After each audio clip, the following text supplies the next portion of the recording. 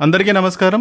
Welcome to untold history Telugu channel. Lebanon ఏడాది కంటే ఎక్కువ రోజుల నుండి రక్తం కక్కుకున్న తర్వాత ఇక ఇజ్రాయెల్తో యుద్ధం చేయలేము అని సీజ్ ఫైర్ చేసుకుంది. ఎలాగైతేనేం మొత్తం మీద రెండు దేశాల మధ్య యుద్ధం అయితే తాత్కాలికంగా ఆగిందిలేండి. అమాయక ప్రజల జీవితాలు ఇకనైనా సాధారణ స్థితికి దీనివల్ల వస్తాయని అంతా అనుకున్నాం. కానీ మధ్యప్రాచ్యం ఎలాంటిదంటే క్రూర మృగాలతో నిండి ఉన్న అడవి లాంటిది. ఒక మృగాన్ని మరొక మృగం వేటాడుకుంటూ ఉండడమే అడవి లక్షణం. ఆ విధంగా అడవి ఎలా భయానకంగా ఉంటుందో మధ్యప్రాచ్యం కూడా అలాగే ఉంటుంది. దెబ్బకి అబ్బని గుర్తుకు తెస్తా, నెత్తుటి స్నానం నీకు చేస్తా అంటూ తిరిగే అనేక టెర్రరిస్టు గ్రూపులకు అతి పెద్ద నిలయం మధ్యప్రాచ్యం. అందుకే హెజ్బుల్లాస్, లెబనాన్లోని హెజ్బుల్లాస్ 27వ తేదీ బుధవారం నాడు సీజ్ ఫైర్ కి అగ్రిమెంట్ చేసుకోగా వెంటనే సిరియాలో టెర్రరిజం బగ్గుమంది. మనం ఇందాకనే అనుకున్నాం కదా, మధ్యప్రాచ్యం ఒక క్రూర మృగాలతో నిండి ఉన్న అడవి లాంటిది అని. సిరియాకి చెందిన అలెప్పోని రెబల్స్ టార్గెట్ చేశారు. ఈ రెబల్స్ టర్కీ వైపు నుండి లోనికి దూసుకువచ్చారు. అలెప్పో వాయువ్య ప్రాంతంలో ప్రభుత్వ ఆధీనంలో ఉన్న కొన్ని ప్రాంతాలపైన విరుచుకుపడ్డారు. అలెప్పో వెస్ట్ ప్రాంతంలో 2 కారు బాంబులను పేల్చారు. సిరియాలోని ఈ అలెప్పో ఎక్కడ ఉన్నాయి అనే విషయంగా క్లారిటీ కోసం వీటికి సంబంధించిన మ్యాప్స్ ని ఇచ్చాను చూడండి. ఇజ్రాయెల్ అక్టోబర్ 7, 2023వ తేదీన హమాస్ చేసిన దాడికి రివెంజ్ గా యుద్ధం ప్రారంభించిన తర్వాత హమాస్ కి సపోర్ట్ గా లెబనాన్ లోని హెజ్బుల్లాస్ ఇజ్రాయెల్ పైన దాడులకు దిగారు. ఈ యుద్ధం ఏడాది కంటే ఎక్కువ కాలం నుండి ఇక్కడ కొనసాగుతూ ఉంది.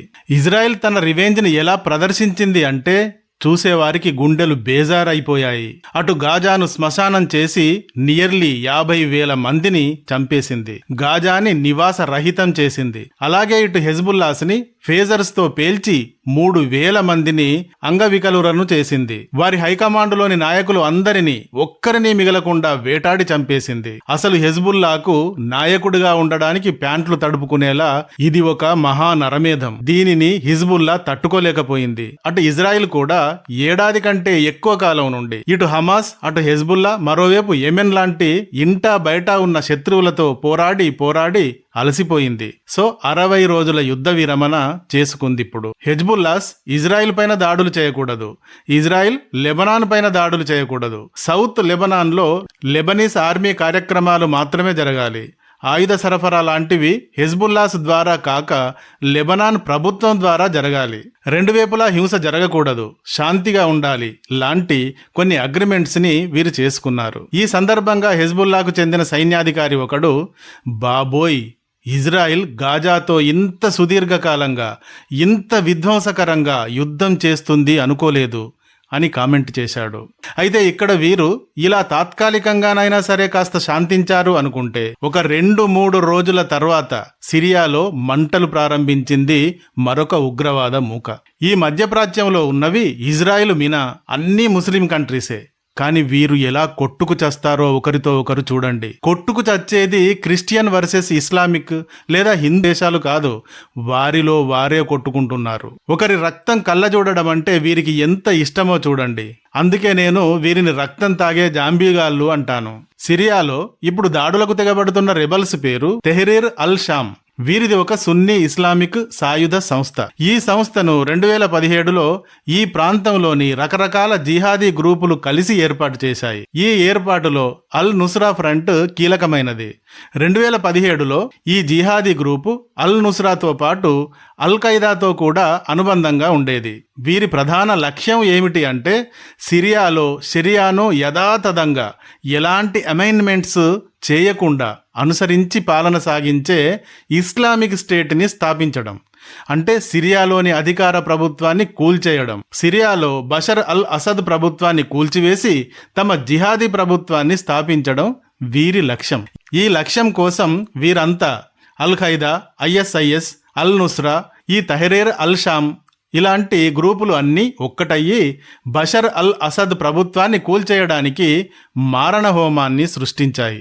అధికారంలో ఉన్న బషర్ అల్ అసద్ని ఎందుకు పడగొట్టాలి, మరి ఎందుకు ఇంతటి మారణహోమం సృష్టించాలి అంటే వాస్తవంగా ఇందులో చాలా ట్విస్టులు ఉన్నాయి. మరింత వివరంగా చెప్పాలంటే ఒక్క వీడియో సరిపోదు, ఒక సిరీసే చేయాల్సి ఉంటుంది. అందుకని అర్థం కావడం కోసం షార్ట్గా ఇక్కడ చెప్తాను. సిరియాకు బషర్ అల్ అసద్ అనే అతను అధ్యక్షుడు. 2000వ సంవత్సరం నుండి ఇతను సిరియాకు అధ్యక్షుడిగా కొనసాగుతున్నాడు. ఇతను సోషలిస్టు బాత్ పార్టీకి చెందినవాడు. 1971 నుండి 2000 దాకా చనిపోయేదాకా సిరియాను పాలించిన అధ్యక్షుడు హఫీజ్ అల్ అసద్ కుమారుడు ఇతను. అంటే వంశపారంపర్యంగా అతను సిరియాకు అధ్యక్షుడయ్యాడు. అయితే ఈయన గురించి తెలుసుకోవాల్సిన ఈ వివరాల కంటే అతి ముఖ్యమైనది మరొకటి ఉంది. అది ఏమిటంటే ఇతడు ముస్లింలలోని ఏ కులానికి చెందినవాడు అన్నది. ఇతను షియా కులానికి చెందినవాడు. ఇక్కడ మనం తెలుసుకోవాల్సిన మరొక అతి ముఖ్యమైన వివరం ఏమిటి అంటే సిరియాలో సున్నీ ముస్లింలు 74% ఉంటారు, షియా ముస్లింలు 13% ఉంటారు, క్రిస్టియన్స్ 10, డ్రూజులు 3, ఇంకా జ్యూసు ఎథియస్టులు కూడా ఇక్కడ ఉంటారు. ఈ వివరం చూశాక ఎందుకు సిరియాలో ఎప్పుడూ చితి మండుతూనే ఉంటుంది అనేది అర్థమవుతుంది. సిరియాలో సున్నీ ముస్లిం ప్రజలు 74% ఉంటారు, కానీ దాని పాలకుడు 13% పాపులేషన్ మాత్రమే ఉన్న షియా కమ్యూనిటీకి చెందినవాడు ఉన్నాడు. ఇది విన్నాక మనకు చాలా క్లారిటీ వచ్చినట్టే కదా. మైనారిటీ జాతికి చెందిన అల్ బషర్ని దింపేయడానికి జరిగిన విప్లవమే సిరియన్ సివిల్ వార్. ఈ సమయంలో ఇస్లామిక్ కంట్రీస్ లో అరబ్ స్ప్రింగ్ విప్లవం మొదలైంది. అంటే అరబ్ దేశాలలోని అంతవరకు ఉన్న ప్రభుత్వాలను దింపేయడం దీని లక్ష్యం. ఇంకా నిరుద్యోగం, ఆర్థిక సంక్షోభం, స్వేచ్ఛ కోసం లాంటి చాలా కారణాలు ఉన్నప్పటికీ ప్రధాన కారణం మాత్రం పాత ప్రభుత్వాలను పడగొట్టడం, జిహాదీకి సంబంధించిన షరియాను పూర్తి స్థాయిగా పాటించేటువంటి ప్రభుత్వాలని నెలకొల్పడం. ఇది 2010లో ప్రారంభమైంది.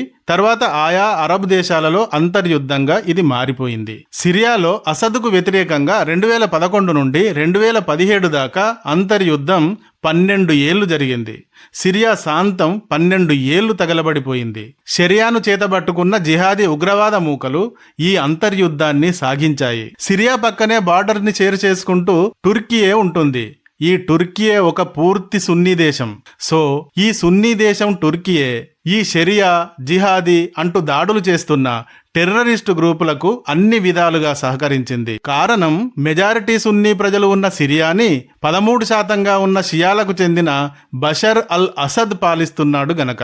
ఇప్పుడు ఏమైంది అంటే బషర్ అల్ అసద్ ప్రభుత్వం గనక పడిపోతే అక్కడ ఒక సున్నీ ప్రభుత్వం వస్తుంది.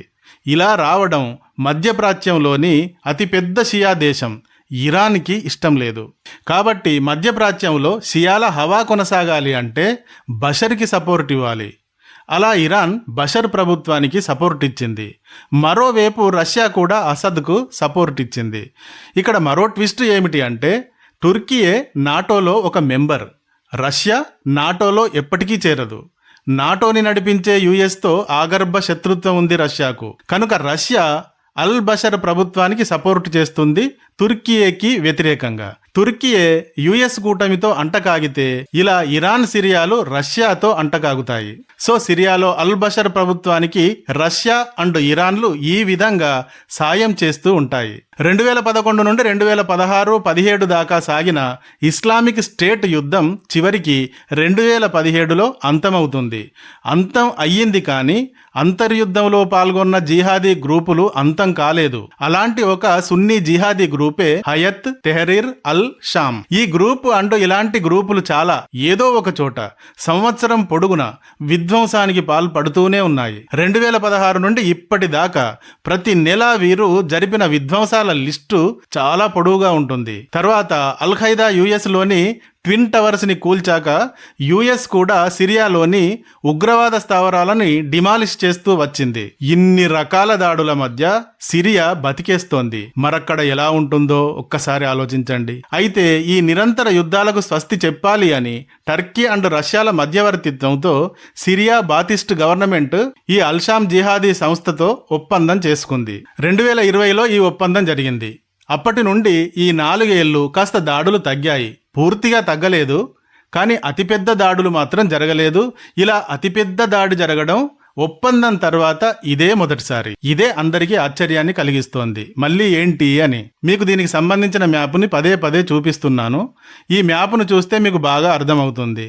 మ్యాపులోని ఇడ్లిబ్ అనే ప్రాంతం ఇది జిహాదీలకు ప్రధాన స్థావరంగా ఉంది. ఇప్పుడు వీరు ఈ ప్రాంతం నుండే అతి పెద్ద దాడికి దిగారు.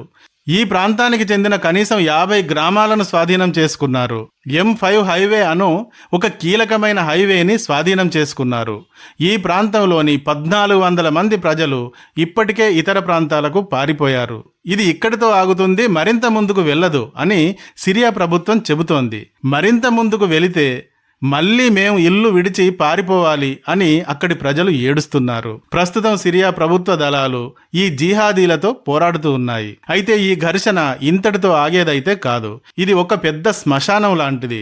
ఈ శ్మశానంలో ఏదో ఒక చితి ఎక్కడో ఒక చోట మండుతూనే ఉంటుంది.